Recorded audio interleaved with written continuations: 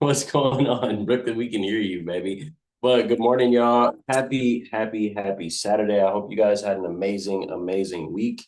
Truly, it was definitely one of them ones for real. And I'm excited to talk about the three chapters of the day today, chapters 7 through 10. And I missed y'all. Let me just start with that. Sorry, I ain't been here in a while. I have funerals and other stuff going on the last couple weekends, and literally, y'all, I have not seen y'all in a minute. It's crazy. I was literally, as I was reading and just catching up, I'm like, yo, I don't think that we've had one conversation. Like, I missed the whole second conversation, y'all, and it was a fire conversation. So I definitely did peep the vibes on the recording. And I appreciate y'all for going in last week, the few of y'all who were on here. And I'm excited to go in with you guys today because chapters 7 through 10 were phenomenal. So let's get it. But I'm going to leave it to y'all to open up this thing. Who wants to take us home this morning? Floor is open.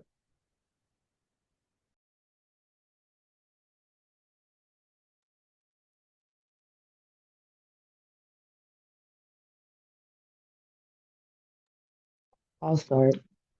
Um, my week, first of all, my week was awful. Um, but I made it through, so it's all good. And I get to come here with you amazing people on Saturday and work on my personal development, and I love that. So I think the biggest thing that stuck out to me from these chapters was I really like the law of intuition, because he talks about how it comes naturally to some people, and like his communication when he was talking about with his wife, like when she prepares for a speech and she's asking him for feedback, like how should I start? And then he's like, it kind of depends. And then isn't satisfied with his answer. It's because like for him, communication is something that comes natural. It's intuitive. He talked about how before he gets up in front of people for speaking, he will like go feel out the crowd, get to know some of the people, and then try and approach the speech like or the whatever he's speaking at. He'll approach it, based off his experiences with people that he met or talked to. If there was something, if there's a way that he can connect that way, which I thought was um, that was like a really good tip for like public speaking. Um, and he also talked about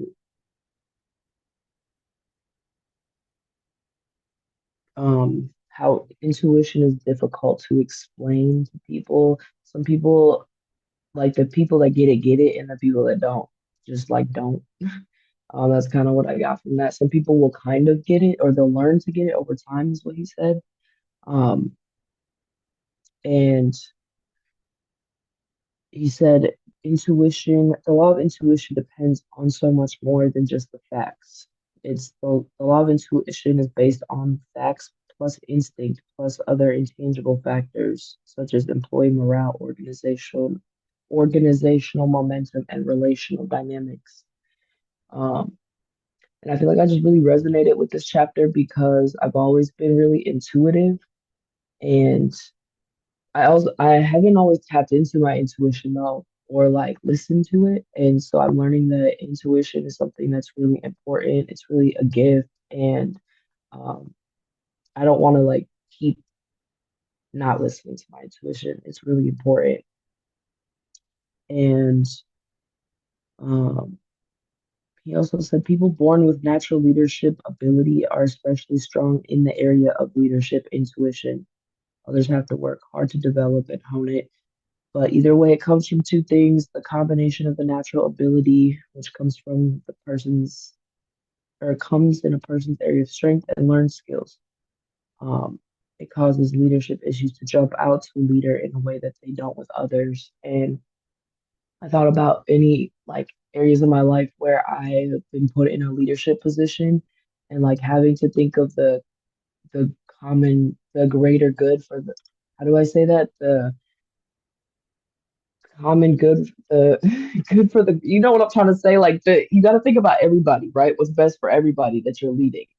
Um, and so I've definitely had to rely on my intuition in those kind of spaces because um, there's there comes time sometimes where like as a leader, one has to make compromises and like make decisions that may go against like what I personally feel or want, but it's best for the group. And so that's where that intuition is like really important. Um, I'll go speak on the law of trust too, because I really, well, honestly, I liked all of these, the law of respect too, but I want to talk about the law of trust, or no, the law of solid ground. That's what it was. Trust is the foundation of leadership. I thought this was really interesting when he was talking about, where is it?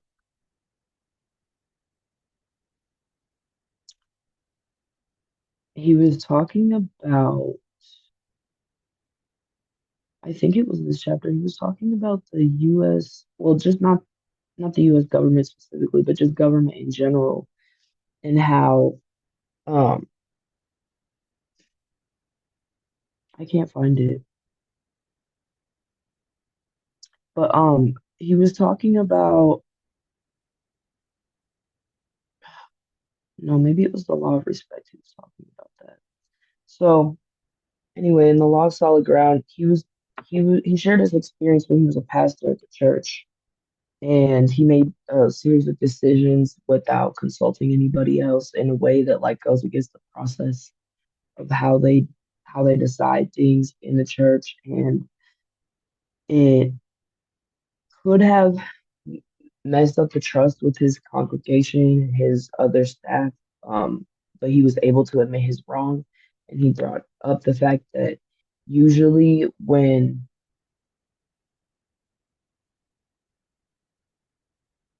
I can't find it, basically he said if a leader does something that can cause mistrust, as long as they admit it quickly, then people are will tend to be forgiving and understanding, and there's still that trust will still exist, which I thought was really important. Because there are some people who do things to break trust and then they don't do things to like rebuild that trust or try and keep that trust. And that is somebody that I wouldn't want to put my faith into as a leader. You know, like people that can admit that they've done wrong and, you know, make active change to do better. That's the kind of leader that I want to follow because, you know, nobody's perfect.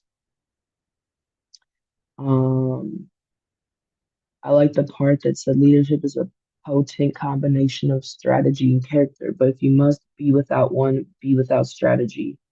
From General H. Norman Schwarzkopf.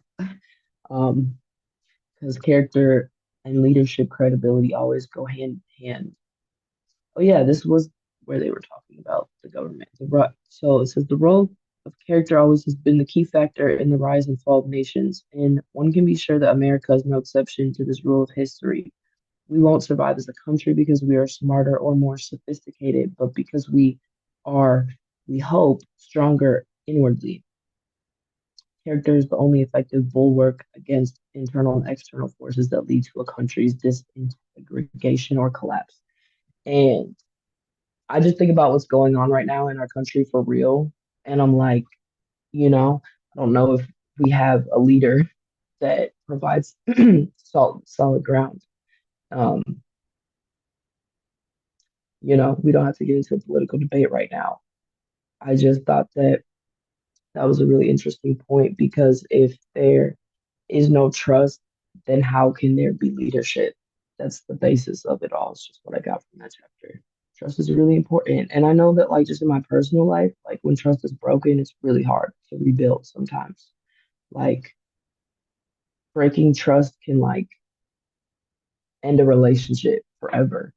Breaking trust can like cause um things that once were to never be again or to not never be the same, you know? And I don't know. I like the law of respect. I like how they talk about Harriet Tubman. That's my girl. Um, and I'm just gonna Yeah, I like this part. Harriet Tubman would appear to be an unlikely candidate for leadership because the deck was certainly stacked against her. She was uneducated. She began life as a slave. She lived in a culture that didn't respect African Americans, and she labored in a country where women didn't have the right to vote. Despite her circumstances, she became an incredible leader. The reason is simple: people naturally follow leaders stronger than themselves. Everyone who came in contact with her recognized her strong leadership ability and felt compelled to follow her. That's how the law of respect works. And I like that because, um, yeah, it's just like I don't have to be the person that looks a certain way or does a certain thing. It's like the fact that if I'm a leader and I'm stronger uh, than the people that I'm leading, then people will follow me because of that. Like when she was leading, when Tubman was leading the slaves, and somebody would start to have doubts or they wanted to go back, she would hold a gun to their head and be like, um, "If you want to go back now, you die." So there's no going back. And like she was for real. She was not playing with them because she knew that anybody that went back would have to be forced to tell who was leading them out, and she didn't want to be snitched on, obviously. And so, yeah, I think that's all I have to say for now. Yep. Who is iPhone? I want to call an iPhone just because I don't know who they are. That is Andy. Andy, the mic is yours.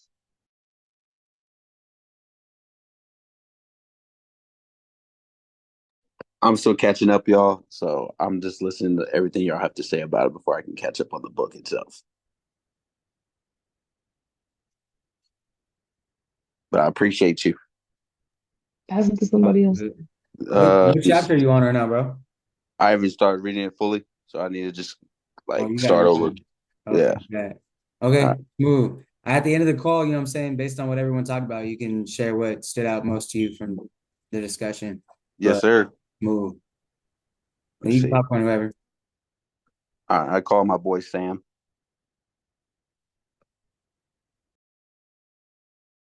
Yo, what's good? Appreciate calling on me, Andy. Happy book club. Happy Saturday. Happy another week down, y'all. Let's just get right into it, y'all. And appreciate Roshizi bringing up Harriet Tubman. I was excited. I was listening to it on Audible. So just being a little bit more intentional with the chapters that I'm listening to, because last week I went all the way to 10. But so I'm excited about this chapter because what the way he talked about Harriet Tubman was just projecting my own, personal feelings to it. Like when he was talking about how, like Rochelle said, she was uneducated. She left her husband in the middle of the night, not saying a word. When she smiled, her teeth were missing. She was born a slave, uneducated. And it asked you, would you follow this person? Would you respect this person? And I was like, nah, like, come on. Like, who would follow that person? And then it explains that that lady's name is actually Harriet Tubman, one of the most influential people of our history for helping, the slaves run through the Underground Railroad, not once, but twice, going back, risking her life.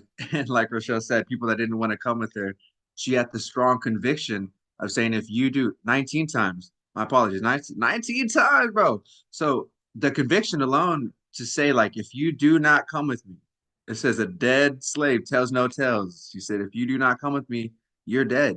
So the conviction and the strength, it's just naturally people are attracted to that. And to tie it back into today, society's norms of attractiveness are they pretty? Do they have a lot of followers? Are they handsome? Do they dress nice? Like that's our society's, you know, progression of attraction.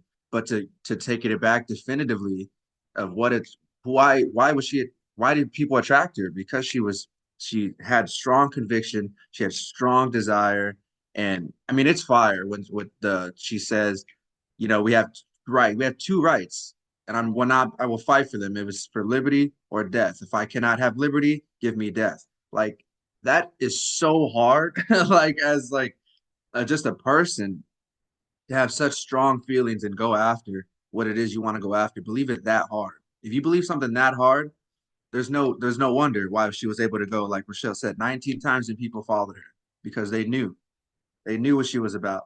And they knew that she's risking her life. So they knew she cared. So it was just I don't know if it was effortless, but it was a lot easier to follow somebody with that strong conviction. So that's what I got out of the first chapter, I guess chapter 7. To go into chapter 8, the example it gave about the intuition was about, I don't remember her name, but she was selling cosmetics, and she had a decision. She was going to go on QVC, and I don't know if you know what QVC is, but it's a shopping channel early in the morning, and you can sell out in minutes. It's either make or break moment. You're either accepted or you're never back there again. And she had to make the decision. She pre-ordered, 6,000 pallets of her cosmetics, and if she didn't sell out, I mean, she's bankrupt. Her and her husband are in the back, crossing their fingers like, if this doesn't work, we are absolutely bankrupt. And they gave the example, she was an older lady and she wanted to be just a natural cosmetic, something safer for the skin. And the decision was QVC, like I said, the society's norms of attractiveness is to put a pretty model and showcase, the best of we want the best people using this. But she made the decision to, right when QVC turned on, she had her bare face, all blemished, all prosaic, and she, what's it called? It just she sold out. She sold out in 6 minutes. She sold out 6,000 units in 6 minutes while also having 3,000 people on a waiting order. And it's just insane. And to tie back to the book, any person, any manager and boss, after that decision would have made, say they would have decided to go with the models, any manager and boss would have been able to take that decision and make it work. Or if that decision was to run with the natural, face, any manager would have made that work. But it was taking the intuition of the leader of I mean, I wish I remembered her name, but of the owner, the business owner. It was her intuition. It was her decision. Remember the back in the old chapters, to steer the ship. So it takes a leader to steer the ship in the direction. And that was a make or break moment. And she had strong enough conviction and belief in herself and intuition, like the book brought out, that it was a success, a smashing success. And she went it up to partner with L'Oreal, and just it was off to the races from there. Like and let's go into chapter, it's called, yeah, I actually missed, well, I've listened to chapter 10, but I didn't intently. I actually thought it was chapter 79.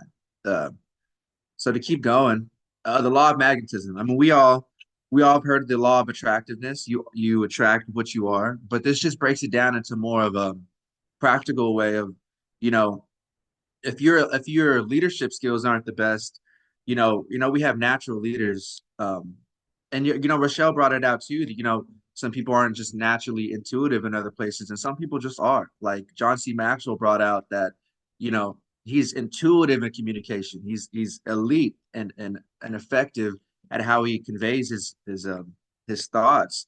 But he brings out that, when it's time to dress up for his events, he's not always wearing the best clothes because he's not intuitive, he says, with colors.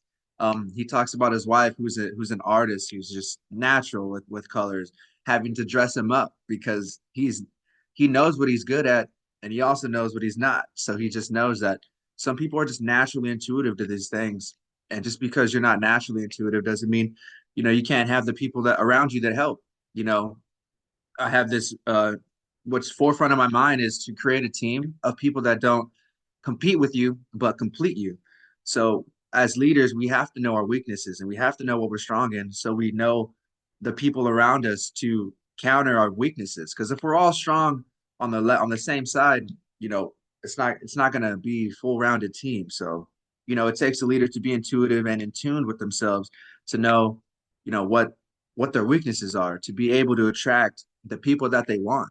Because I mean, just imagine if your leadership skill is at a 5 or a 6. I mean, you're not going to attract any leader that's better than you. Any leader that's, I wouldn't say better, but more experienced and a more effective leader, you can give them like an 8 or 9. Like it says circumstantially, a more experienced leader will pour into another leader, but it's circumstantially more of like a manager.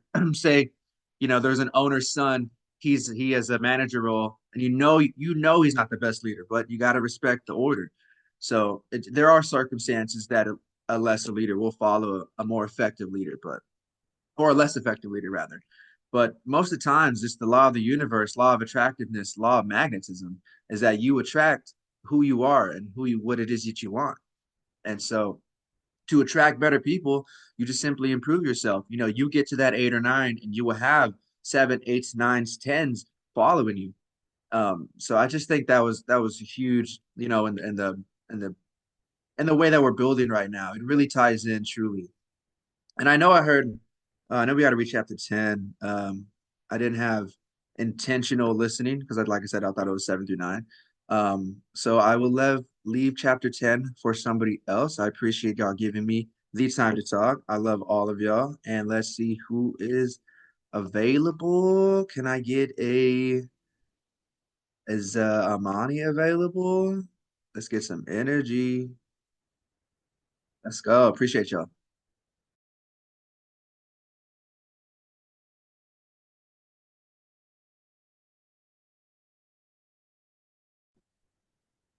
We had to read chapter 10. Bruh, don't do this. I'm gonna go next. I'm gonna touch on chapter 10, y'all, when it's my turn, but go ahead, Imani. Or unless ladies first. All right, that's fine. I didn't know. If I knew, I would have read. I would have read it. Hey, for future you guys, I will say this real quick. Marcus takes real live intentional time to go into every one of these events, and inside of the description mark exactly what we got to read for each week. So look, just do yourself a favor. Even if you think just go check. That's what I do every Saturday. Like, I literally wake up in the morning, and one of the first things I do, I literally talked to this man for an hour this morning. After we got off the phone, I didn't even ask him, hey, bro, what chapters? I literally opened up my Spaces app, and I can show you. I can literally show you. Right after I went in here, first thing I do is I open it up, and because it's before 10:30, it's right there first thing as soon as you open up the app. You slide in that thing, you scroll down, and I just don't even read all that. I go right to the bottom, chapters 7 through 10. But you know what I'm saying? I just want to show everybody, so like we got the resources. What about people not on the app? What'd you say? You can access the TGF website, upcoming events. It's on the upcoming events, and it's right there. But if you're not on the app and you consistently get on this call, do yourself a solid and just download the app. Like, even people that are in the PC community, if they're in your app, they have the same app that houses our community right inside. So you don't even have to be a full member to see all of the book club events. You literally can have access to the home and network page, and it's free for it's in there. Yeah, this call is completely free to everybody, so it's literally just open. If you go in there and look at the website or the app after the time of 10:30 a.m., it officially will update to next week's call, because that call has already started, especially if you didn't RSVP to it. So, you know what I'm saying? Boo-boo. You can go, Mikhail. Nah, girl, my fault. Apologies. I was gonna say, if you want to talk about chapter 10, then I could kind of like pick up after that. So okay. Hey, I can definitely do that. That's fine. Okay, bet. Come on, kick us off. Hey, my apologies. I didn't want nobody to feel like I was just stepping on anybody's toes. I just literally, at the end of the day, if y'all don't know, I'm just trying to show y'all where to know, so that we all come to this call prepared. Because one thing that was literally just talked about in this book is that law of the lid. We've got to break the lid for ourselves, and we've got to figure out, okay, how can we get intentional on all the little things? But with that, though, hopping in chapter 10, just covering that, y'all. Chapter 10, real quick, the law of connection. Actually, let me go back. If you actually utilize the law of intuition, if you have this intuition, it's downstairs on the kitchen counter, Tia. But if you have the intuition when it comes to communicating, this law of connection honestly comes a lot easier. And it's one thing, it's the reason why John Maxwell talked about it. It's the reason why he writes about it, because he's very good at it. But if you want to dive more into this, what made me dive more into this was everybody communicates, few connect. If you've been a part of this book club for a while, literally you've read that book with us. So in that, if you have not read that book with us, go in the digital library, download that book and read that book, period. It is phenomenal. And it's an entire book where he took this chapter and wrote a book about it. But to just read real quick the first paragraph, it says there are incidents in lives and careers of other leaders that become defining moments for their leadership. In the perception of followers, the general public and historians, those moments often represent who those leaders are and what they stand for. And then he gives an example of what he means. And he talks about a connection made by George W. Bush. In one term of his presidency, he literally went and visited everybody. 9/11, he went to ground zero. He walked around. He was with all the firemen, the whole nine, and he connected. And it's the reason why, honestly, from what John Maxwell believes, that he got elected for that second term as well. Because at the end of the day, he connected with all of the people. Red and blue, didn't matter. Second term, though, the defining moment was Hurricane Katrina, when he flew Air Force One over the top of it just to look at the damage and never actually stepped foot down there and never actually sent any aid down there. And on the local government side, they were just fumbling the bag consistently and not like they just didn't prepare for anything that was actually happening. And then we saw one of the biggest tragedies again in the United States, and it happened in his second term, and it was a very defining moment. And that's the reason why today, when you bring up George W. Bush, he's not looked at for the love that he had during 9/11. Honestly, people forgot about him because you're only as good as your last moment. And that was one of his last defining moments. And so in that, it's very different. But when it comes down to law of connection, the first thing that I thought about as I read the first little sentence, leaders touch a heart before they ask for a hand, was people don't care how much you know until they know how much you care. Like I did a thing this past week, and I think that I didn't have like a one-on-one, honestly, only with like, obviously like Sam, Alyssa, Imani, you know what I'm saying? I literally need to call y'all more. But in that, I had some one-on-ones with squad this week to literally just call and be like, what up? What's popping? I was just checking in on you. How you doing? You know what I'm saying? What's good? How's your life? Y'all know I literally be calling the whole squad just every once in a while just to connect. And it's on purpose. And it's because a decade ago, I read this book and I just was like, yo, as I'm growing in relationship with people, we got to put into effect the law of the process and understand that as we are growing, we make mistakes along the way, and so do other people. So we got to be graceful and give grace. And in that, check on your people and just show them that you actually care about them as people. It's the reason why we built the culture and community that we have here in TGF. So it was just dope. As I was reading through the law of connection, I was like, okay, this makes sense, because what we do, like when a person gets started here in TGF, the first thing that we do is we ask them, what do you want? We're not telling them what they want. We're not telling them what we want. We're not telling them what they got to do. We're like, yo, what's your big vision and how can we create an environment that's conducive to that? And John gave some amazing examples of how he's been able to calm down conflicts in the law of connection, as well as just establish different connections. So one, somebody spoke about already, when he talks to a crowd of people and he goes to do an event, he'll literally go and talk to the audience first to connect with them.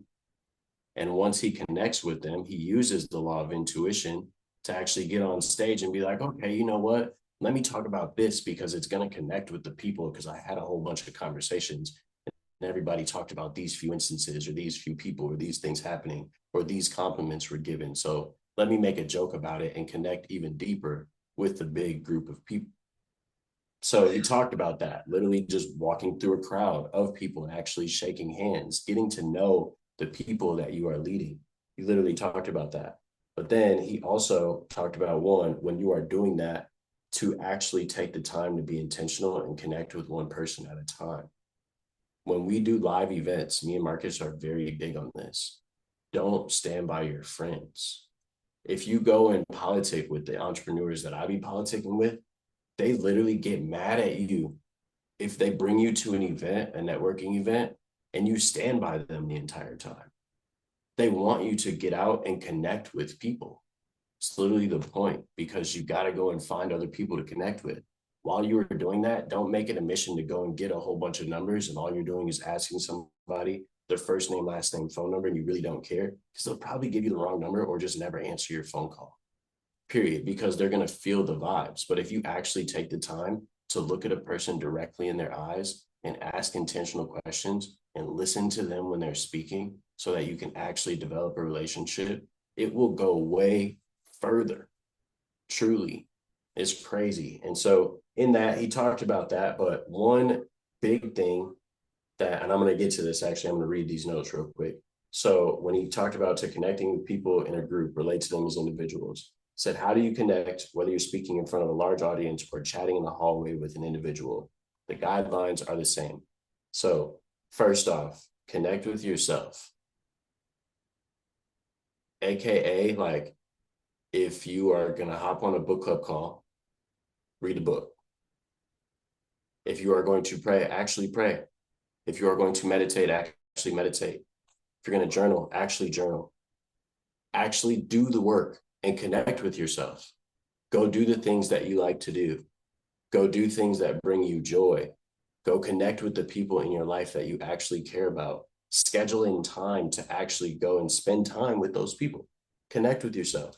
Communicate with openness and sincerity. Know your audience, so know who you're talking to. If you care a lot, you'll see big results. It's literally biblical. We talked about that on Wednesday. Go catch the Bible study. But live your message. Leaders got to live what they're leading. If you are not talking it and walking it, eventually the cognitive dissonance that you have is going to turn into people looking at you sideways. Like, bro, you saying something but ain't doing it. And that don't make no sense. From there, go to where they are. Whew. I got to work on this because I haven't been my butt down to Texas in about a year. So I'm sorry, y'all. You know what I'm saying? Trying to get down there. It's been working on getting my life together. But go to where they are. If they're throwing events, go to the events. If there's a weekly local event, show up. Period. Focus on them and not yourself. Believe in them. Talk to people as they could be instead of as you think they should be, or who they are, or who they were. I don't know this person, but welcome to the book club, Celine. Let's go. But in that, believe in them. Offer direction and hope. Like when you are leading people, that is one of the things. She said, stop it, that's my friend. Okay, let's go. What's up, friend? What's popping? What's going on? Good morning, Celine. But you got to offer direction and hope. Literally, as you are offering that direction and hope, like in order to offer direction, you have to first establish where a person is. You know how in the GPS, when you type in a destination and it's about to give you the directions, right before you click on directions, it pops up and it says, my location, and then the destination. You can't get the directions to somewhere if you don't know where you at.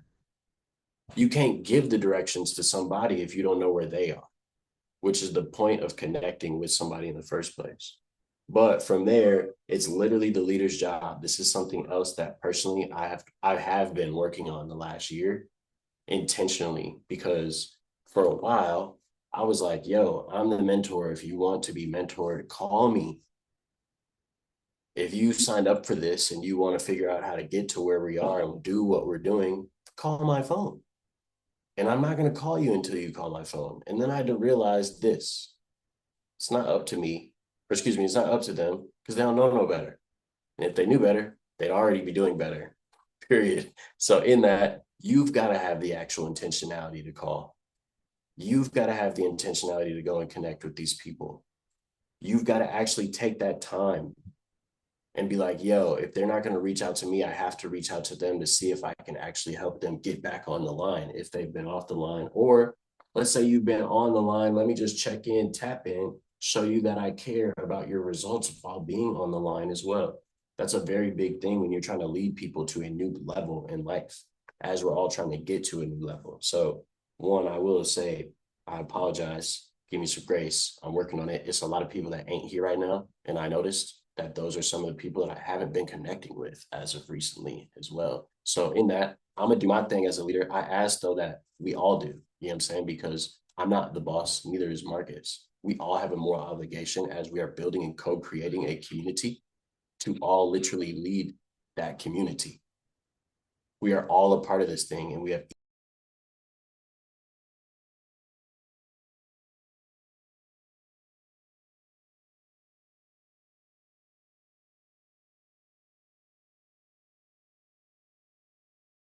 what areas do you need to be self-accountable? Period. And let's pick it up. But from there, I had some other things I just really quick wanted to say. He said before that, he talked about a story where he did it. He was leading a church. He got invited. There's this guy named Jim. Jim's like an OG of the church. And he's like, nah, hell no, we're not doing what you're doing. And he was consistently opposing, oh boy, it's crazy, John. And in that, they sat down and they just had a very real conversation like, hey, we can do more together. But either way, though, I want you to know, like, eventually I will build the influence and eventually you will be out of here. So we can either make these next years the next years or the best years. And you can take your choice. And he stood on business, but he also was like, yo, let's work together rather than compete. Let's collaborate rather than compete. I recently, like last night, had to let a business partner go and tell him, hey, bro, it's all good. You know what I'm saying? Like, stay over there. Don't call my phone no more. It's okay. And in that, it sucks. But I literally had to make a decision like, are we about to compete or collaborate? And since they didn't want to collaborate, we had to choose a decision. And in that, those decisions are hard. Truly, it literally sucks. But also at the same time, they're necessary. You've got to apply these laws into your life if you want to get to where they want, if you want to get to where you want to go, period. They're laws, they're not options. So applying the law of connection into your life, what does it really mean to connect with yourself? Because in order to connect with anybody else, if you're not good at connecting with people, you more than likely have not fully connected with yourself. So in that, how do you do it?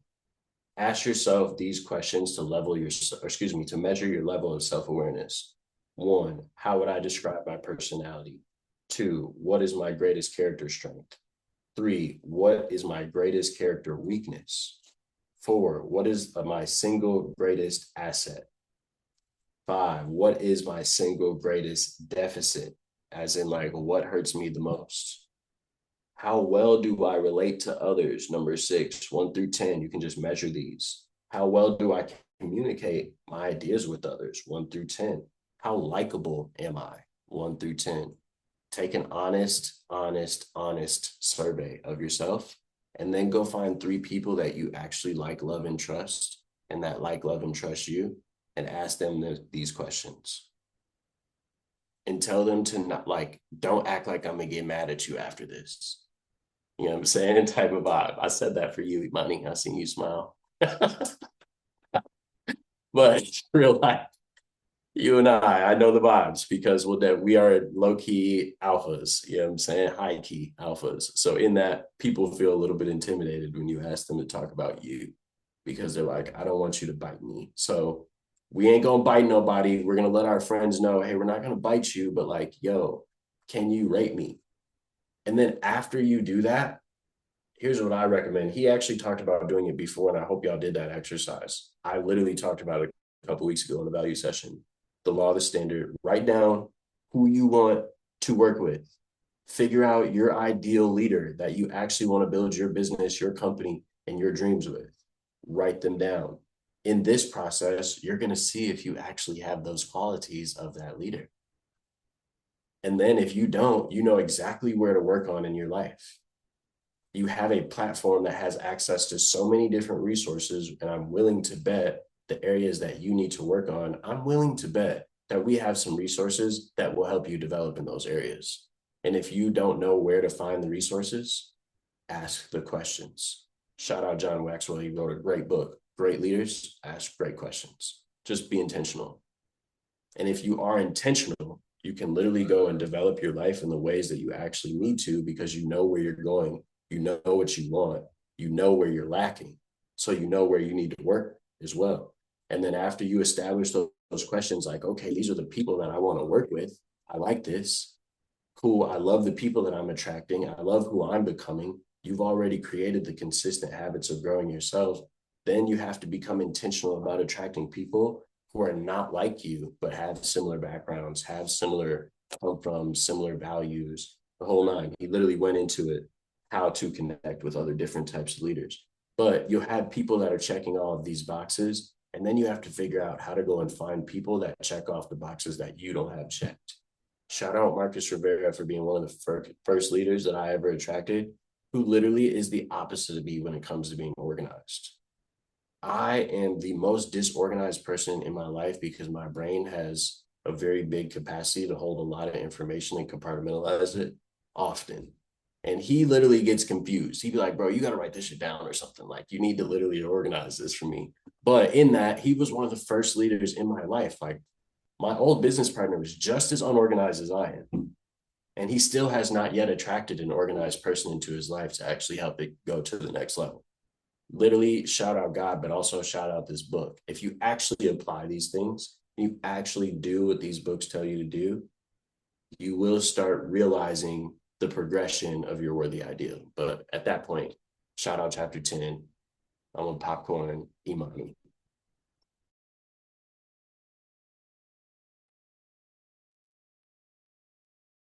Thanks. Hey, okay. I just want to real quick to listen. I assumed that it was chapter 7 through 9. Okay. I know that I could go to the link, and when you click book club RSVP, it's right there. It's like that every time. I do it a lot of times. I just didn't do it this time. All right, Mikhail. It's all good. You're right. You're right. It's okay. But I thank you for talking about chapter 10.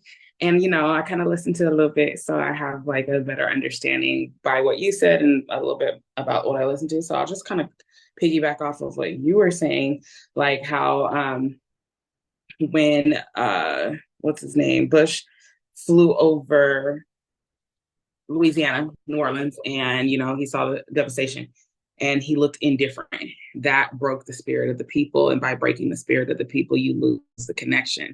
And no matter what he did after that, sending supplies, they were not messing with homeboy. It was like, nah, we're done with you. You broke our trust. And it's really important. That was another one of the, I think that was last week that it was talking about law of trust or law of something that had to do with trust, basically. And it's almost the same thing. Breaking connection and is breaking trust. It's just all woven together in a very delicate balance. So having the connection is also like, personally, Mikhail, you were saying it, you have to be connected with yourself. How connected are we? How connected are y'all? When you think about yourselves and you answer the questions and you ask people what they think, do they line up? Last year at Unlimited, I met Tyrone, and he literally told me, he was like, I don't go to events and talk to a whole bunch of people and get a whole bunch of IGs and numbers and stuff like that. No, I actually connect with a few people where I really get to know them at that moment. And if we vibe, and then we connect and get these numbers. And that way you have a solid foundation so that the next time y'all come around, then this connection is there of, this person actually genuinely wants to get to know me, so I can put a little faith and trust in the benefit of the doubt. And so that is a great way to start friendships, start business partnerships, find a mentor. It could work for so many different things. And I always remember being young and hanging out with, okay, I'm a nerdy type chick. I don't know if y'all could tell, but anyways, it's fine because I'm still hood. Don't play me. I'm just kidding. Okay, for real. I'm serious. So, but I would, go to schools and I would talk to everybody. Like, I'm talking to the gangbangers, I'm talking to the hood girls, but I'm also talking to, oh my God, stop calling me. What the hell? Hold on, I am busy.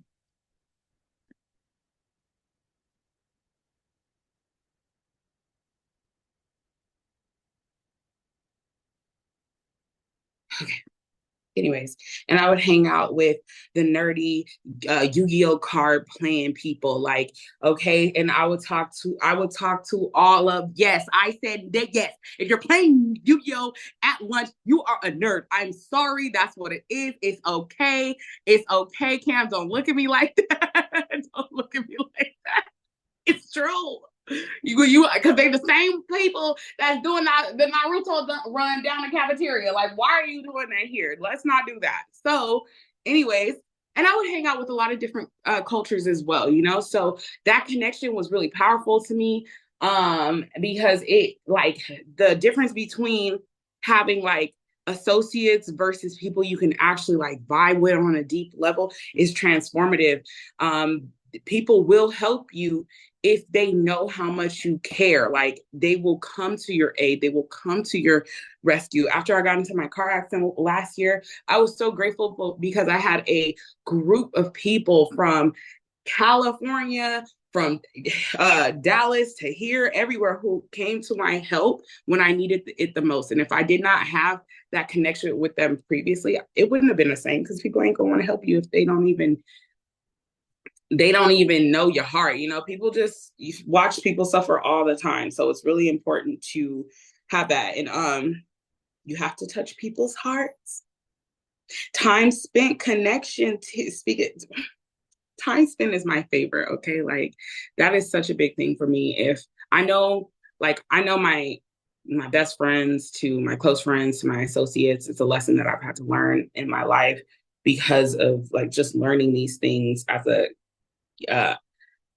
youth, just growing up and learning things the way that things are supposed to go. And that was a huge thing for me to learn, was seeing people for who they are and how they care about me, and how, like, what our relationship means. Not everybody is your best friend. Not everybody is your close friend. So the connection, if you pay attention, actually, if you use your intuition as well, you'll be able to really decipher these things. So thanks for chapter 10.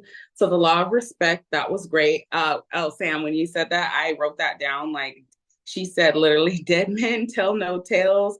You go on or die here. I'm like, she ready to pop your ass, boy. She's not playing these games, because she knows how easy it is for somebody to get tortured, and the answers are going to be pulled out. Then you're going to mess up the whole thing. People are not going to be able to be saved. So the strength that stood on business, period, because the strength that she must have had to be like, bro, I'm trying to save this man, or this woman, I will kill you right here and for the cause, stood on business, period. So every good thing, every person can become a leader. So that's what he talks about in the law of respect. Natural leadership is not enough, though, and a potential pitfall for people who are natural leaders rely on their talent. You cannot rely on your talent alone. So it's really important to follow the the questions that he's asking, put these things into practice, and use them for your benefit, rather than thinking that you have everything together just because it's a natural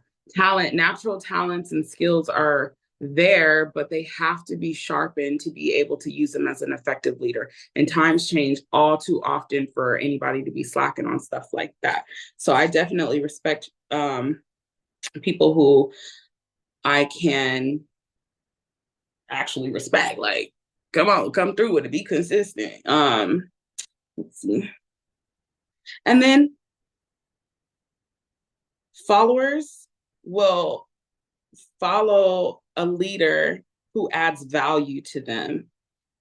When leaders ask for commitment or change, followers will be happy to make the effort and step up. So in a group, especially like groups like this, where you come in and you have an opportunity to maybe kick off book club, that's a leadership step. You're taking the front and going with it and just vibing out with it. Like, that's what happens when you have leaders in a group who, there's people who need to be brought up and there's people who are. So if you already are, you lead the group, that's what it is. And you go from there. And it's the power of community at the end of the day. There's a community and there's levels to this stuff. Okay. Chapter 8, Law of Intuition, is probably my absolute favorite because as a woman, our intuitions is on point. Moon energy, you feel me? Like that comes from us.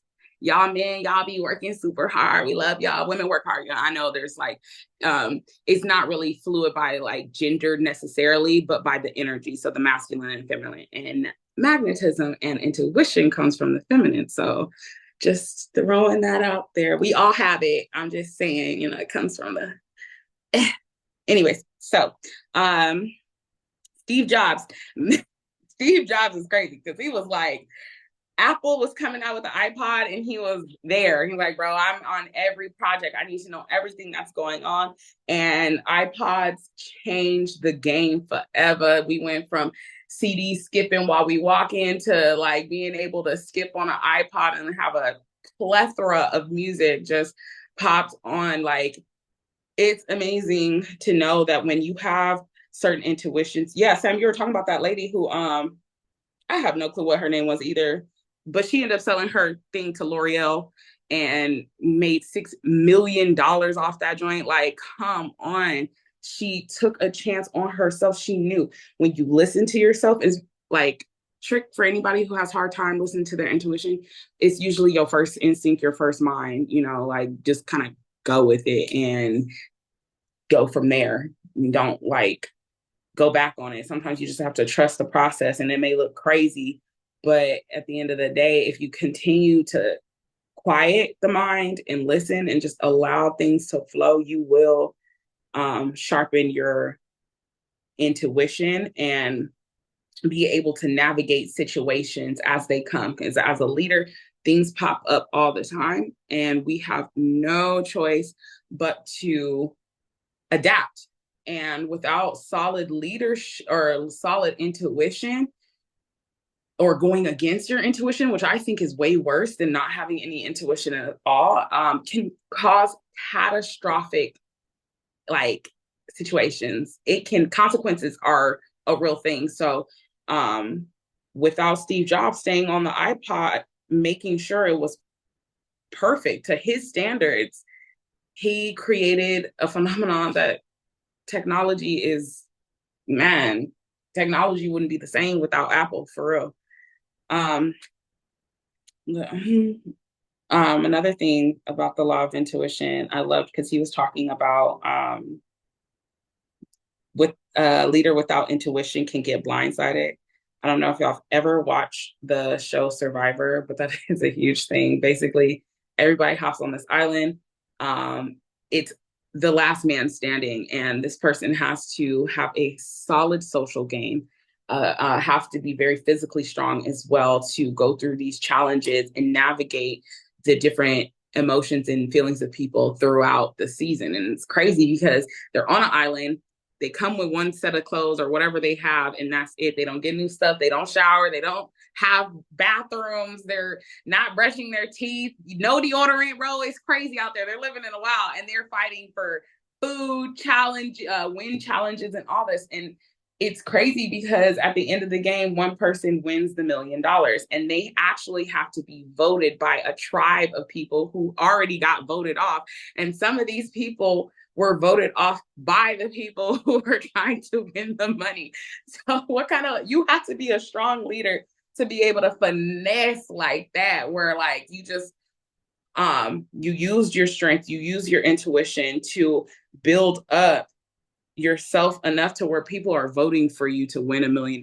You just voted them off the island. They lost $1 million, but you won. So pay attention to your intuition. It is always right. I love those episodes of Survivor when people get blindsided. Oh, it's so satisfying because they're not expecting it. They're not listening. They're in their ego and they get voted off, and it's hilarious. I love that show. I love game shows. Anyways, Law of Magnetism is the last one. He made a list of the qualities. So I don't know if you guys did that, but if you did, he said, make a list of the qualities you like in people on your team. And I made a list, and there are some things on the list that I am not very good at. And I had to admit that to myself, which is a good thing because it will help me in my leadership, as he said in the book.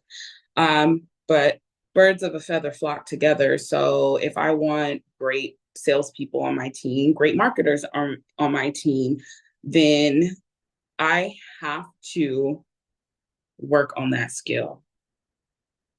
Yeah, I gotta work on that skill, but it will create me to be a better leader, be able to influence people more, just like his example of JFK versus Hitler. Different coins, or is it two sides of the same coin? Two sides of the same coin? I guess so. Where it's like JFK, he started the Peace Corps, Hitler started World War II. So it's very possible to attract the things that you want and have the people on your team to help you accomplish the goals that you want. And as long as it's like this balance of being selfish and being selfless, and being able to navigate through people and not necessarily use them, but allow them to be helps for you. So I know you can really look at it either way, but hey, like it says, it's magnetism. What you are, you attract. And sometimes that's not always good. So thank you for your time, Bam. I'm going to call on Cam because he was looking at me like that when I was bringing up Yu-Gi-Oh! Man, come on, man. But Cam, go ahead. Y'all gotta bear with me. I got children with me. It's dad duty day, same time. But this book is not just fire, it's thrax. If you know, you know. I've been in this book because I have the book myself and I own it and everything. I've been going through here and just marking up different pieces that I wanted to talk about. The biggest thing that I really wanted to highlight is everybody like Americans like football, right? There is a part in the law of intuition, and it's talking about the offensive coordinator and how the offensive coordinator literally went to sleep on site. And he's like, the game's tomorrow. Are you not finna just go home and get some sleep? He's like, no, I'm locked in. I always spend Friday night here to make sure that I know all the plays too, because they had a literal room full of the plays right there for all of the quarterbacks for their team. And he says, yeah, but you've got them written down on that sheet that you're going to end up carrying with you on the sidelines. If you look at your average football game today, they do the same thing. It's just with, technology, because they have technology these days. Why don't you just use that? No, I can't rely on that. There is no time. By the time the ball carrier's knee touches the ground, I have to know what play to call next. There's no time to fumble around deciding what to do. That law of intuition, basically, you got to go. You have to be prepped and ready to know what actions you have to take. And I always like to say that like this. That, yes, that is true. By the time opportunity comes, it's too late to prepare. And on top of that, you got to be 5 steps ahead of your whatever situation that is going on before it can think to be a step ahead of you. And one of my boys taught me that in another life, I'll say. Shout out the recording. But yeah, and for me, thinking 5 steps ahead and prepping in advance is a lot of the reasons why I'm moving and implementing in a way that I don't have a whole lot of time. It's either you can meet me in my time, or I'll see you around when I see you. I'm on a mission, and there is no straying from this mission. And I don't necessarily say, I don't urge you to move and operate in that sense, but same time, yeah, I am actually, because we only get one life. Coming from a dude that's literally been on deathbed 7 times, we only get one of these joints. And I thank God for the fact that he's given me 7 chances to get this right. And this time I'm actually trying it out. So shout out TGF, shout out Book Club. Let's continue. I'm sorry, the law of intuition really had me, because that's one that I struggle with the most. So one of the it's a commanding officer in the military, and everyone, he was the guy that went to, in essence, the slums, is like how I like to say. He went to where no other leader would really go to, because they're like, oh, it's that's the laughing stock. That's who we send out to die first. He was the leader that went to those people and was like, yo, you're either going to get it together or you're going to get it together. Let's have some fun. And he gave them direction and a sense of purpose. And with that, a lot of these people started to think, hey, I can actually do this. I can actually make this happen. I can actually be successful. And as a result of that, fewer people died, morale rose, and later on, he was selected for a higher calling, and he took that higher calling. And that same situation, full of a bunch of circus people just playing around, not really doing a whole lot with themselves, and didn't think that they had the capabilities of being more, being better. And the only thing he did was be intuitive, see where their heads are, and urge them to be better.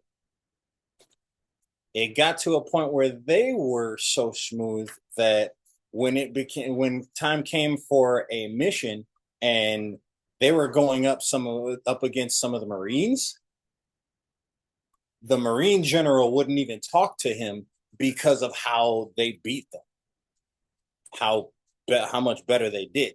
And all of that to say is just I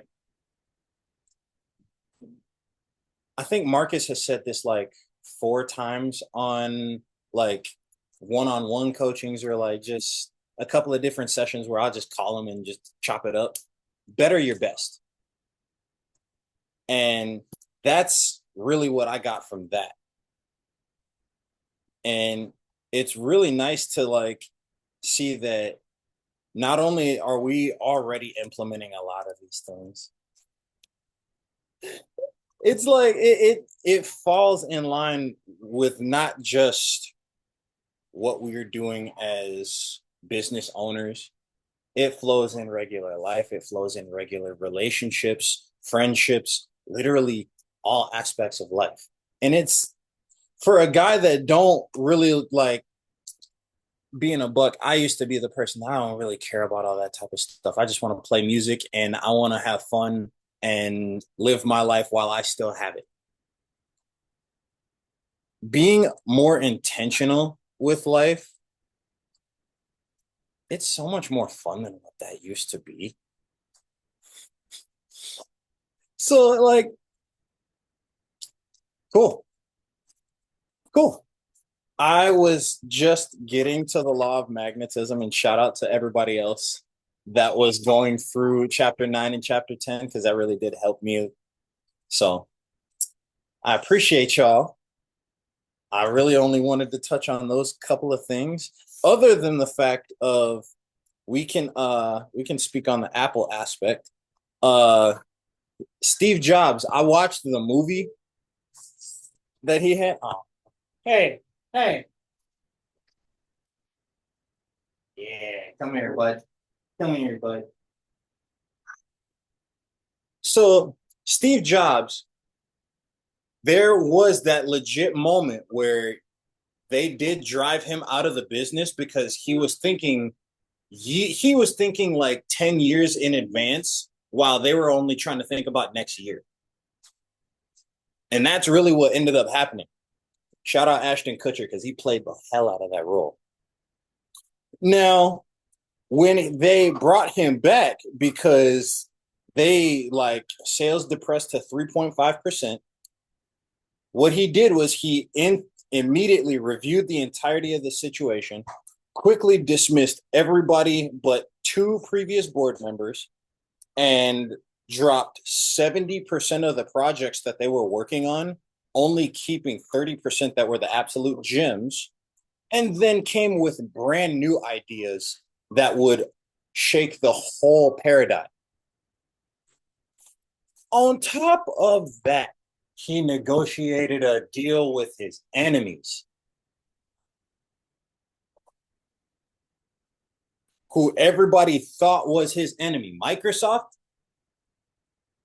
He launched a deal with them so that he basically invested 150 million in non-voting stock, basically just making it a lot easier for them to, do business later on.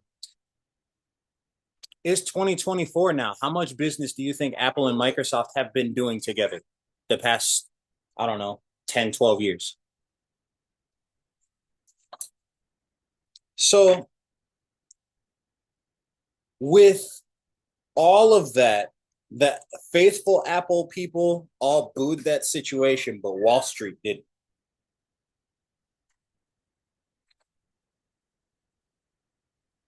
Not everybody is going to like the situations and the things that you are doing, and that's A-okay. Some people are meant to wait the tables. Some people are meant to take the orders. Some people are not meant for leadership. As this book has been telling us, leadership is not for the weak. And I think that's why a lot of me has been having a hard time with this. But at the same time, I can tell it's a lot of people that are having a little bit of a struggle with it, but it's okay to have this struggle.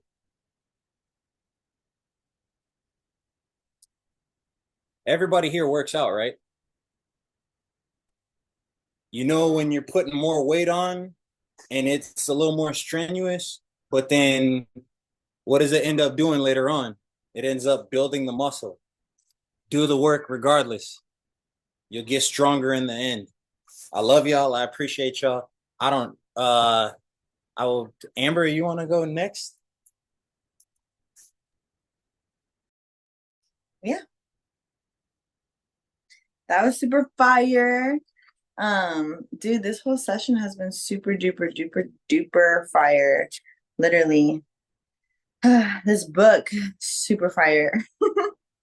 I'm really, really grateful for this book. And just to start from the end, one of the biggest laws out of the ones that we read, or like the first one that I want to talk about, is the law of connection. And really just understanding like how important that is. And like everyone communicates, few connect, that I read because Marcus and Mikkel had recommended it. It says in there, when like if you want to get better at connecting, follow a leader who's good at connecting. And I'm really grateful for Marcus and Mikkel and their ability to connect. I tell this them all the time, but I really am, because like there's so many subtle things that they do that is really, really important. And it helps like whenever you are a leader and you're navigating your life, like especially with connecting, like there's times for me where I'll try to be like super analytical with things and try to do things at a certain time, and when it comes to connecting, sometimes like I've like literally, like for example, there was one person in my community who like texted me, and I kept in my head like I was gonna text her back, and like days had gone on and I was gonna do it, but I wanted to sit down and be present. Like life was busy and I just wasn't like I didn't do it. And I was like, I didn't want to half-ass text her. I didn't want to half-ass connect with her. I wanted to be there present with it, and it just wasn't happening. And then I ended up talking to her and apologizing and connecting with her over the phone. But I was just talking to myself about that, like observing that, because that's the first time I had done that. And then I started to really just like reflect and like think like, how do like Marcus and Mikkel do it? And I literally thought, I was like, Mikkel really would just call like in the middle of the day, like if he's doing something like in transition, like, you know, and it's like, and so I just thought about that. I'm like, I don't need to be sitting down all perfect. Like I'm busy, like I'm a busy woman, like we're leaders, we're running businesses, we're developing ourselves, like we got things to do. And so like connecting with the law of intuition, like if like whenever you, like if you think about someone that you should connect with, the best time to connect with them is like in that moment. Like if you think like, oh my God, I should probably connect with this person, I should probably talk to this person, and like you're thinking like, oh, when's a good time? The best time is right then and there, right? There's a reason why you thought about them. And so I just adopted that, like that habit and it really does help, you know, like it's really about and like what Imani said about what Tyrone said about connecting with one person at a time. He talks about that in there. Like it's not about connecting with one person, like with all the people, but with individuals like in that time. And there's nothing more important than like just being in the moment, you know. And even in the beginning of my like, I mean, not at the beginning, I guess throughout my journey, but I just remember like a couple of years ago or a year ago, I would freak out about connecting with someone because I just didn't want to mess it up. And I would like try to write all these notes while they were talking and like try to just remember every single thing that they said. And like I started to realize that me like trying not to mess it up was messing it up. Like I was getting in my own way, you know, of just allowing myself to truly connect and just truly be there in the moment. And the more that I've learned about connecting with people and really just about leadership and like leading, it really is about like your heart. It really, like a big part of being a leader is the desire to be a leader and to be a good leader and to care about that. Not everybody cares about that. And we do. And that caring is an individual will. Like you have to have that will to care about that. And we care about that. And so like I started to realize like if you truly care about being a good leader, if you truly care about your people, you won't mess it up. Like if you're thinking about them and you want to connect with them in that time and you care about them, you care about what you're doing, you'll do it, you know. And it doesn't have to be perfect. You could literally just like it's that intuition, like that synergy, like it's that vibration. If you truly genuinely caring about somebody, it gets transferred, you know, over a phone call. And having like a genuine conversation. So that was the first thing that came to my mind with that. When he talks about what people need to know, one of the biggest things out of the three things, he said, people need to know that you believe in them, that you value them, and that you will be an example. And that last one, people need to know what people need to see. You will be an example. Perhaps the most impacting thing you can do as a leader and communicator is to practice what you preach. That's where credibility comes from. Modeling good values demonstrates trustworthiness and consistency compounds. Plenty of people say one thing but do something else. People with the kind of do what I say, not what I do attitude don't last as leaders because people don't want to follow people who lack integrity. Authenticity connects with people. One of the foundational things that I've learned about being a leader, like you hear it, like whenever you're younger, is like the best way to lead is by example. And truly leading by example is not easy at all whatsoever. Especially when you truly, truly, truly care about the development of your people.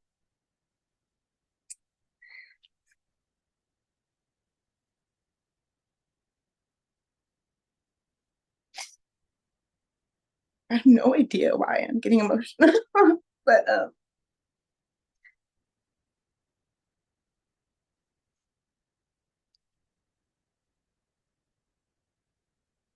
like as you grow as a leader and as you're developing, like you have to start to realize that the way that you used to be like really has to change because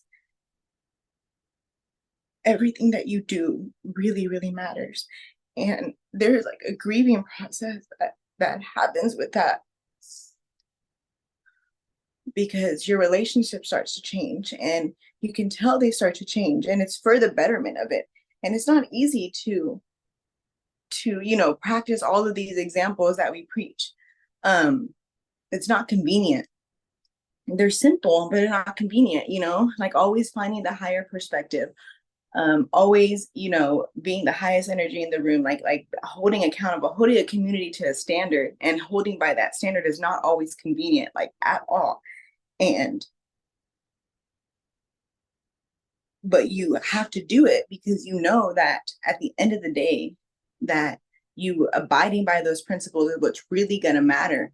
Like, that's what's really going to make the difference, and in the moment, like, you might be in situations with your people where you easily just want to like just say fuck it and just fuck it and just like I don't know, like fall down to a vibration and like agree with their limitations because it's just it's just easier to do in the moment, or just it would be more relatable, or they would probably like it more because that's what they're used to. But you can't do that. You have to hold the standard to what we truly, truly believe in, and finding that higher perspective. And you are going to sometimes be that annoying person, who's just always being consistent about what it is that we say because it's not convenient, but it's something that we must do. And a part of that is lonely. And it's just like, it's not like lonely like you're alone, but it's like that internal accountability and integrity, like with yourself, of you knowing that you do that. And that's why connecting is also really important, because like when you're developing yourself as a leader and you're truly caring and you're truly stepping in integrity as much as you can every step of the way, you will start moving differently than you were a year ago, because for things to change, you have to change, and that change isn't always convenient. There's like this buffer period, like whenever we are elevating through paradigms, where like one of the ways that my mentor said it a long time ago is like, you have to wait for your manifestations to catch up with you.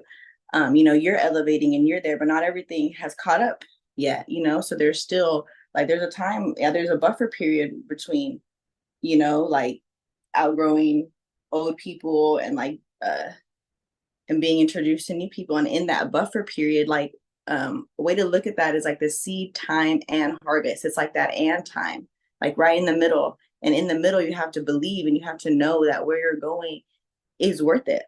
And yeah, and everything's going to be okay.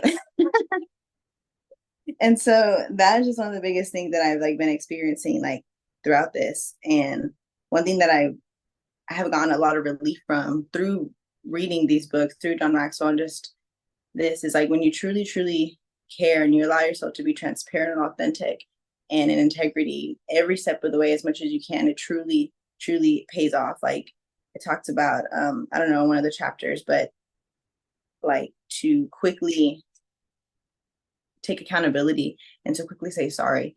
And that's something that I've done my best to practice as much as I can. So yeah, so that was a lot of connection. I'm so sorry, guys. Those emotions.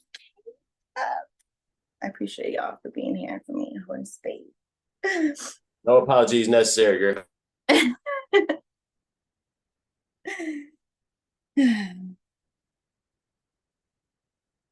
Also, another thing too, I just want to say about leadership is requires so much patience, and not even like I'm experiencing that, but one thing that I do want to give credit to is like Marcus and Mikkel. There have been a lot of these principles that they have talked to me about for like this whole year since I've been working with them, from the beginning. And I could just like, I'm like mad. Sometimes I'm like, man, it probably was annoying just watching me not get it for a long time and then finally get it like months later.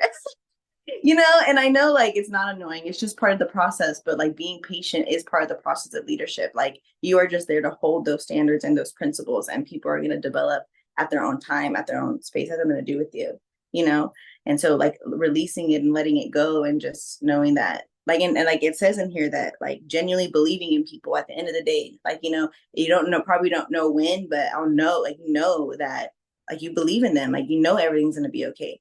And they're going to figure it out because God is in every single one of us. So that was a lot of connection. Honestly, that's all I have to say. That was really, I feel like, covered a bunch of the laws all in one. Marcus, you could take it away. Yo, honestly, y'all covered a lot, but there's so much in all these chapters, so not everything was really covered, and not everything is going to be covered by the time we hop off this call. So please, please, please, if you haven't read all of 7, 8, 9, and 10, read that thing. Okay. One, I just want to give you some flowers, Amber, because I've told you this on plenty of one-on-one calls. What's really cool is, for those who don't understand, like Amber actually hired TGF Network to help her and coach her in terms of creating her community. So she's believed in like who we are as leaders, and that's something that I know I've never taken for granted, nor has Mikhail. And one of the hardest things is that grieving process that you're talking about. It's like fully recognizing that in order to live a lifestyle you've never truly lived, in order to hit a level you've never fully experienced, you truly have to be someone you currently are not right now. And here's the most uncomfortable part about that. You have to willingly let go and sacrifice your comfortability of what you're used to, what you're smooth with, what is helping you just go from week to week, month to month, being quote unquote sustained or secured. That's what you have to let go of. If you don't let go of it, that's what you continuously get. And the only way that you let go of that and attract that next level and what it is you truly want is if you become the person. And that's where I've seen a lot of leaders, quote unquote. Obviously, in the law of intuition, they talked about the 3 different types of leadership levels. You've got of leadership intuition, you got those who naturally understand leadership, those who are nurtured and help to learn and understand leadership. And then you've got those who will just never get it, right? That was a hard pill for me to swallow because I'm like, how do people not get it? I'm like, dude, I want you to get it so that you can come and we can lead together. Okay, but it just be a little frustrating when you're going through that process because a lot of it, regardless of how natural you are, you got to go through the learning. And part of the learning is getting to the point of recognizing the fact I am not who I want to be, nor am I where I want to experience my life currently. That means that I literally have to let go of where I'm at and the environments I'm in to put myself in an area around the people, around the intention, around the possibilities, around the energy, like everything we hear about. But it does not happen unless you move towards that. And sometimes we get so caught up and clinching on to what we're used to, comfortable with, the people we're around, the habits or the ways of thought, perspectives that we've had for decades. Like, there's no way I'm wrong in this way of thinking. I've been thinking this way for 20 plus years. Get on my face. Sounds like some radical, I'm going to call it a butt because the political environment is a lot of radical people unwilling to change. And because they're extremely radical, they limit themselves by the law of the lid. If you want more than the average person, you have to understand that the lid does not get removed unless you remove it. And that requires you to be somebody you currently are not today. Otherwise, you'd be where you want, you'd have what it is you desire. And if the answer to that is I don't have it currently right now, that means you've got to grow. You know what I'm saying? That's why every day I wake up student mode. No matter how annoyed I am or frustrated I am, or how much I want to be quote unquote right. Everything's perspective. Everyone wants to be right. Doesn't freaking matter because at the end of the day, in your perspective, you might be right, but you're not in someone else's perspective. But regardless of it is, I go into a day-to-day perspective of like, yo, let's learn today. Because I understand you attract who you are, not what you want. And that's honestly what I wanted to really touch on as well. So I'm glad Amber hit it right on the nail. And I wanted to touch on some things that really stood out around that in the law of magnetism that actually I think make the most significant difference and that I see people drop the ball in. Number one, and I think it's why he listed it as the top thing to pay attention to in terms of characteristics to improve. Attitude. Majority of the time, because we live in a very negative world or turmoil world, your attitude might be extremely poor. But despite everything that's going around, I literally look at all the positives because I like to maintain a positive mental attitude. There are not a lot of things in your life that you can control. But my rich dad and mentor, Mr. Marcusetta, taught me that one of the things you can control is your ability to maintain a positive mental attitude. If you show up with excuse my language, with a shitty attitude, doing whatever you're going to do, I promise you that's going to seep through everything else you've got going on, and you're going to attract more of some shitty things. I tell people, bro, if you don't like the rewards you've been getting, play a different game. But like people continuously show up and sign up to play the same game, and then they get frustrated about where they're at. I'm like, bro, you're laying in the bed you've made. You got to make your bed differently if you don't enjoy what you're laying in every night. It's a very simple concept that as humans we have a difficult time accepting and implementing because we want a sense of control and we'll never really get it. And I promise you, if you focus on what you can control, which are the thoughts you focus on and your attitude of mind, you will attract better because that'll help you be better as a person. You won't think that, hey, there's nothing for me to learn. You'll have an open mindset to literally learn from those who have what you want. So another one was energy. Good thing that people with similar levels of energy are attracted to one another, because when you pair a high energy person with a low energy person and ask them to work closely together, they can drive one another crazy. In fact, the high person energy individual thinks the low energy one is lazy, and the low energy person thinks the high energy one is insane. It's real life. Energies are either going to work really well together or repel one another. And if you find yourself forcing something, in the words of Deepak, stop trying to go through a wall and like go with the flow of where the energy's taking you. Like I would not sign up for that class again because I want something to work or something to feel good. Where there was 2, 3, 4 things that I saw very, very promising in a person in terms of potential. And then the 8 things that stood out to me, I'm not going to ignore anymore. You've got to be very clear about what you're receiving and accepting what is, not what you want to be. Right? So that you can ideally put yourself around the right energies. Boom. Wow, that was the one I wanted to touch on in terms of the magnetism. But in the law of intuition, there were so many points that you guys hit on, and I wanted to touch on something that I didn't hear anybody say. Okay, so extremely important to work on you, because in the previous chapter he talked about, again, everything correlates together, right? In these laws, he says who you are dictates what you see. If you change your perspective, everything around you can change. But depending on who you are as an individual will determine the lens of perspective you choose to see the world in. And I don't think people recognize that it is until that paradigm and that perspective changes that they'll start to see that there's even a possibility, right? He talked about in the scenario of them looking at the underdeveloped resources of northern Minnesota, Wisconsin, and Michigan. I just thought it was pretty funny because I'm familiar with the Midwest now. Okay, but anyways,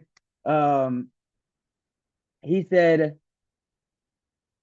I tell you what I can see when I look out there. I see those underdeveloped resources. I see a syndicated development exploiting over $1.5 billion in forest products. I see a paper mill, and if the strategic metals are there, a mining operation, a green belt between the condos on the lake, and a waste management facility. Now I ask you, what do you see? Right? And the guy responded, I just see trees.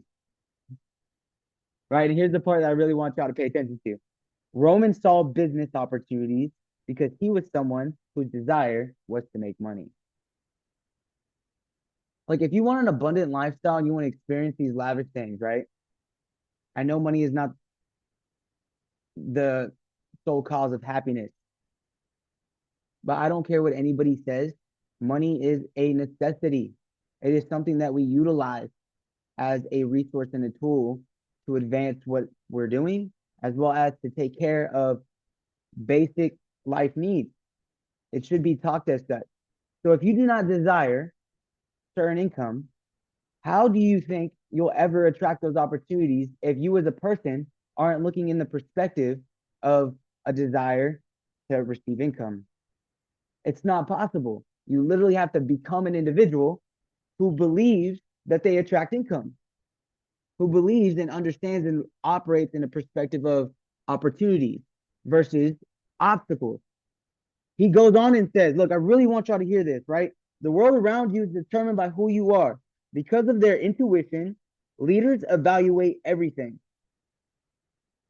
They evaluate everything. They think differently. They think in terms of resources and how to maximize it. Okay? You want to be a leader, you have to think differently, and you have to think in terms of resources and how you can maximize them. Their focus is on mobilizing people and leveraging resources to achieve their goals rather than on using their own individual efforts. Oh, I see this all the bleeping time. And it's one of the biggest irks to my soul because it is a really big reason to why a lot of people play beneath their potential. It's because you selfish.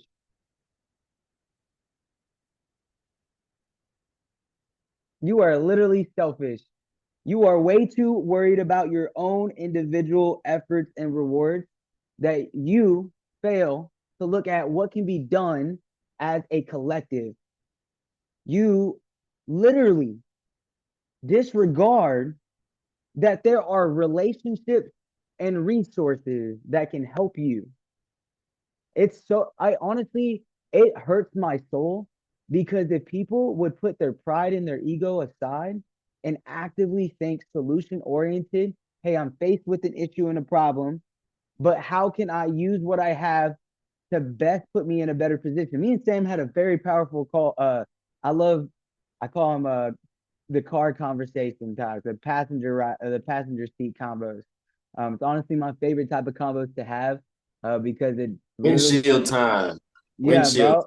bro, windshield time, man. And honestly, bro, I've had some of the most impactful conversations in the passenger seat or in the driver's seat with someone else. And that literally has helped me understand an individual, but also be able to not only learn from that person, but also give what I have as well if I have an opportunity to. So, anyways, he says their focus, boom. Hold on. Wow. Leaders who want to succeed maximize every asset and resource they have for the benefit of their organization. For that reason, they are continually aware of what they have at their disposal. And there are some of you on this call that don't even know exactly what you have at your disposal. Like, I love y'all to death, but this is something that I learned my first 3 years of network marketing. And every 8-figure earner that, or excuse me, multiple 7-figure earner that walked on that stage, they said, do your research, hop on the calls, learn what you're actually a part of, dive into your back office and know how to navigate it. Go, like, bro, before there was training teaching you like where to go in the back office, I didn't believe in that shit. I'm like, dude, if you want to go and understand to be a business owner, you will go to the back office and you will look and you will figure it out the same way I did. You know what I'm saying? Now we be literally hand walking people through the process. And then I get somebody say, yo, I ain't got the time, or this is way too difficult. I'm like, bro, I ain't got time for you. I love our process now because I know it's so much more simple than it was back in the day. You know what I'm saying? Literally week 1 in the 90 day. No, it's so surreal. And bro, honestly, shout out 90 day. Y'all, if y'all never done the 90-day takeoff, I'm gonna probably talk about this on Wednesday's call, but I've done multiple 90 days, and every 90-day challenge that I've actually put my entirety into completely changed my life at the end of it. It's wild. I'm not gonna get emotional, but overall, I'll promise you guys what I know exactly what I have at my disposal, and I told Sam this: once you're faced with an issue and you know what the issue, that problem is, you've got to think solution so you can attract solutions, and then you take inventory of what resources you have to solve that problem, right? And whatever resources you got, you use them at the best of your ability, and you create opportunities. Like, here's the difference between leaders and everyone else. Leaders will create an opportunity out of what seems like nothing. They literally just like have combos, and it's so crazy. It's the same principle and concept. I really want y'all to understand.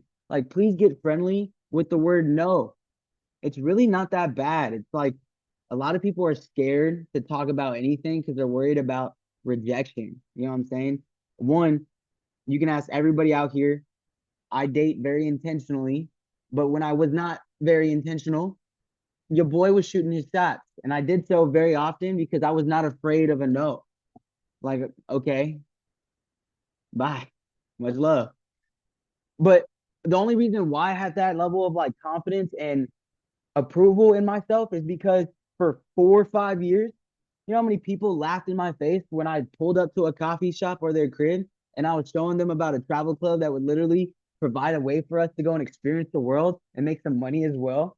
How many times I got told I'm a literal scammer and that I don't know what I'm doing and that this thing is never going to work, but I'm taking trips and I'm making income and I'm listening to people whose lifestyles that have what I want. And I'm also looking at what everyone else is saying. And the one thing that I kept going back to is, what do you have at your disposal? Because there are people that I was learning to back then that I understood had the connections and had the avenues to take whatever they were doing and 10x it. It's literally surreal, bro. And I like, now as I'm more aware as a leader and I've learned through experience, I get to reflect back on those avenues and I start to recognize how subconsciously me just being in the room, me just being around those conversations, me actively choosing that over just a way to distract myself, I ran towards my problems. And I think that's what my guy John C is like beating on a stick. Is like, bro, you got to be able to read people, even if you suck at it. You got to be able to have conversations, even if they're uncomfortable. You got to be able to read the room, even if you don't feel like reading the room and you just want to chill. You know what I'm saying? I don't know how many times Mikkel and I be showing up to an event and we're blues. Like, for those who know what blues mean, we like to have a good time where like your brain shuts off and you just get lit. That's literally what my go-to programming used to be. But now as a leader, anytime there's an event or I'm in a room, I am analyzing and I am observing. I am seeing who are the movers and shakers. And I'm also able to literally understand who I can communicate with, who I can network with, and then who I can become. Because every time I introduce somebody, introduce myself to somebody, you have the opportunity to explain exactly who you are in the manner that you want to. But the only reason why you don't speak with the level of confidence is you don't know fully what you have access to. And I'm not just talking about your resources. I'm also talking about your gift. That was like number 4 or 5, right? You got to know what you bring to the table and then show up and use that gift, not for yourself, but for other people. Like, leadership is so selfless. And that's why I literally said main reason why I see a lot of people fail or quit is because they make it so much about themselves that they lose sight in the fact, especially in the trading space, like, hey, I'm going to have the greatest rewards doing that thing. And yes, you can, but the most significant, y'all, impact you'll have is what it is that you do for somebody else, not for just you or your situation. There's something euphoric about it. There's something so fulfilling when you actually do it on a consistent basis. And honestly, bro, high key is something that I yearn for. Like, that feeling of knowing that I was able to be a bridge or a connection or a influence on somebody. Period, point blank. I'm gonna wrap up. I apologize really quick. One sec. I don't apologize for going in, but the last thing I want to say is understand that I kind of went backwards in the game because I literally talked about 10, 9, and then 8 as well. My apologies. But in the connection part, bro, I think you got to recognize, y'all, that number one problem of inexperienced people or ineffective leaders is that you always connect faster when your focus is not on yourself. So again, you can't create genuine relationships where people even want to follow you or connect with you if you yourself aren't focused on not you. Like I tell people all the time, everybody has like a spotlight on themselves. Not everybody's willing to take the spotlight and shine it on someone else. But every time I enter a conversation or I'm serving somebody, that is exactly what I do. That is exactly what I do. And I know that even if that person doesn't sign up for what I got going on or doesn't join anything that we're doing, they're going to remember how I made them feel after the fact because I want to impact their being. There's one thing that I've always appreciated and is honestly inspired me and my leadership from Mikhail. And it was the fact that this is also a goal that I aim to have, that anytime somebody comes into my life in whatever way that is, that they leave my life. And whenever that period in time comes in whatever fashion or manner that it happens, better than when I found them, improved and grown and walking towards purpose clearly. If I can do any of that in any of the slightest, I added value in their life and I wish them the best of luck. Or we still rocking it and we're killing the game together as a unit. You know what I'm saying? So one last thing is it's the leader's job. They take the first step with others and then make the effort to continue building relationships. That's all business is, y'all. They take the first step. With leaders, you trailblaze. You're the one to show with the courage, as you guys talked about with Harriet, as you guys talked about these other stories. They showed it. And then people were willing to follow. And then once they connected with others, they continuously made the effort and then they built upon those relationships. I really, really want to challenge y'all for a week.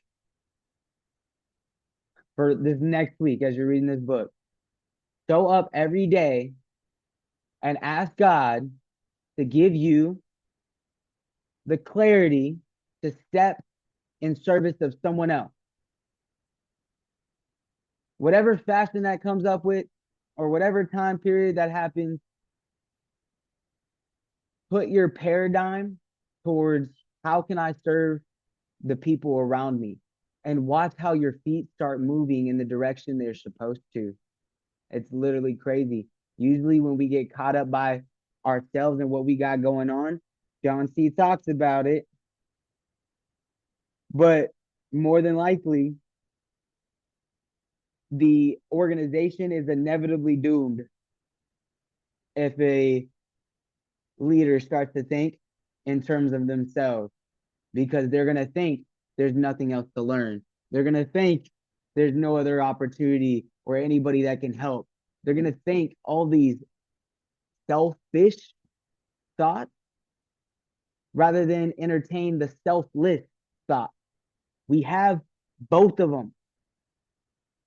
I believe everybody on this planet was made to be selfless. But as kids, we understand that it's our human nature and tendency to be selfish. It's important to make sure you take care of yourselves, y'all. I don't disregard any of that. But I don't think people remember, especially in terms of leadership, that you get exactly what you want only when you help others get what they want. And the only way that you get what you want is if you become the person that's worthy of that. Because you don't get what you desire, you attract who you are. So it's a spiritual game, it's a mental game, and it's genuinely like our responsibility to connect in a real way. And then all throughout chapter 7, it talked about earning respect. Earning respect. This is the last thing I'll say, I promise. Marcus said it taught me this lesson, and I always hold it true, and it's the forefront of my mind. And it helps me in my relationships, both professionally as well as personally. I cannot control, again, I focus on the controllables. I cannot control whether or not someone likes me or what I do or what I got going on. That is your opinion, and you are entitled to it. But the one thing I can control is the level of respect that I am given.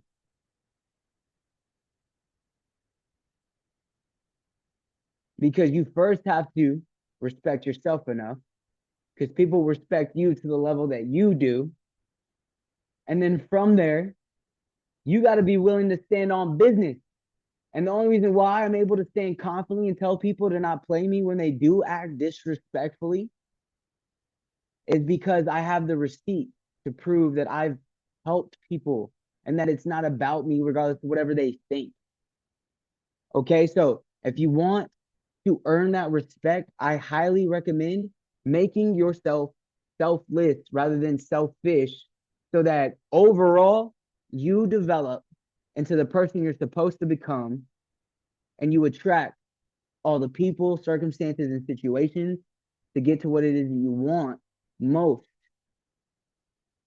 It's all written and it's all laws, bro. And the reason why I'm cool with these laws and saying them as laws is because he's really in tune and has tied them in the example of what Jesus left. And that's honestly what I dictate my life on. So I've implemented a lot of these in my life. And it was really reassuring as I was reading these, bro, because y'all, leadership is not for the weak. You know what I'm saying? Amber, I be crying all the time. Sometimes I feel like I'm weak, but I know I'm strong. You know what I'm saying? But I be crying. I be having the moment sitting by myself. Like, shit, I want this so bad.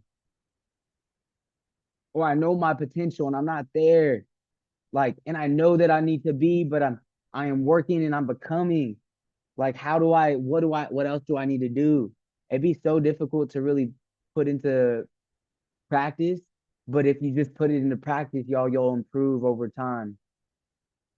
Amen. With tears are the most honest form of prayer. I agree. But yeah, I've been having plenty of conversations with my Lord. I'm very confident on where we're at and where we're going. And I know that whatever happens and how it occurs and whoever is around is all ordained. It's been in God's plan since the moment he developed the ends of the earth. And I'm just grateful that I have found myself in a willingness to just serve that purpose, you know? So I urge you guys continuously show up, continuously work on improving yourselves, and don't get caught up in the sauce, because you will. You're a human being. And when you do, make sure you lean on your accountability partners and don't bite them when they hold you accountable. All right? Just kidding. You can bark. We be barking at each other all the time. Yeah, that's the kill. Dead ass, like literally holding each other to a crazy level of accountability. But it's required to grow.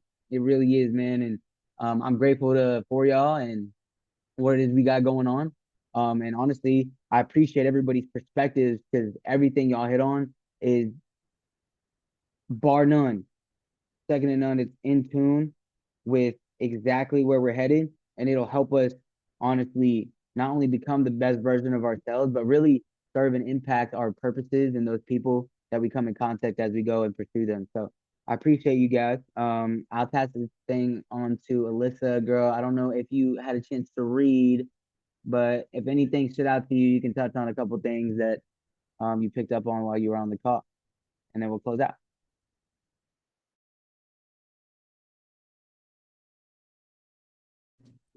Oh my goodness, yes. Okay. So sorry. I'm like getting ready to leave to Houston right now, so I'm just finishing up packing. It has been a great call. I have not caught up to you guys. I actually was no, I don't want to say forcing myself, but I made myself finish emotional intelligence before I started this one. So I finished that one, and then so I'm like Go. 5. I'm like chapter 5. But I told you I'm about to go drive to Houston, so I'm also trying to adopt the habit of introducing audiobooks. Oh my gosh, is someone's phone calling? I'm sorry. I didn't realize that my computer audio was still being Oh shared no, and it was you're fine. I thought my phone was ringing. I was like, am I tripping? I was like, wait, what is going on? Um, but yeah, so I'm gonna listen to the audiobook, try and catch up. But everything that I've heard so far has just been amazing. Like information overload. Oh shit, my camera's not even on. Okay, so just like information overload, just everything, all the sauce, all the great things. I mean, shit, there's so much. Sorry, excuse my language. There's so much to touch on. I mean, I think the law of connection was really something that stood out to me.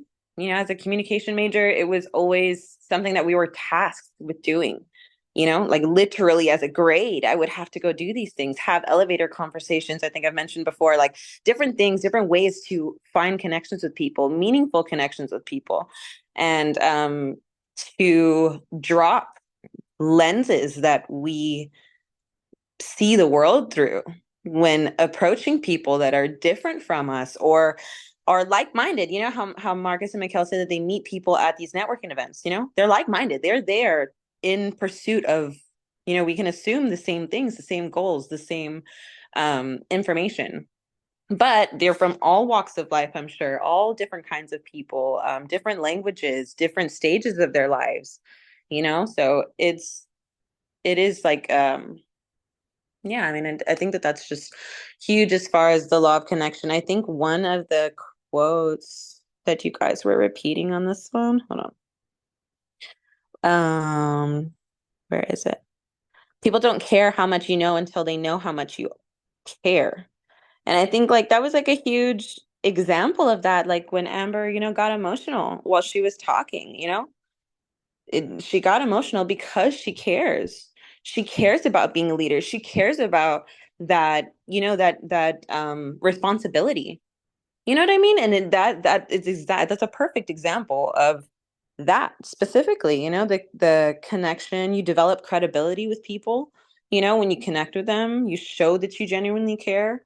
And I think that that's huge. And I've definitely been the type to try, and I try and I do my best to show up that way in relationships, in friendships. Like I do. And of course we can all do better. We can all learn, how Marcus said, like we're all learning. It's something that we need to do every day. And holding myself accountable has been a huge thing. Like, damn, Marcus just preached this whole thing. I was like, shit, bro, not too much. Like, whoa, not too much.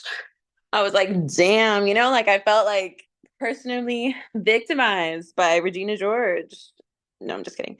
But like it was just no, it was just like it was something that I needed to hear truly because I feel like I'm guilty of that.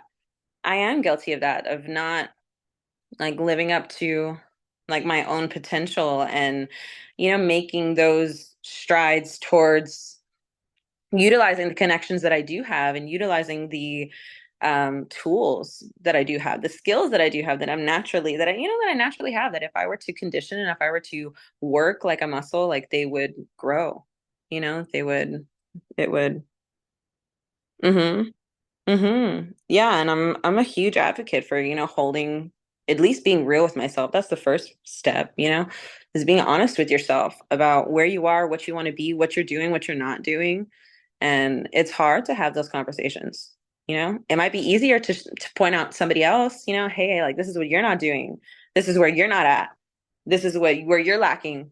It's easy to do that, but to sit and really, sit with yourself and have that inner reflection and that honesty is huge. So I feel like to connect with people, it takes that as well. It takes you to connect with yourself in that way. If you don't treat yourself that way, if you don't treat yourself with that kind of compassion, with that kind of grace, with that kind of understanding, then it's slim chance to none that you're going to be able to do that for other people.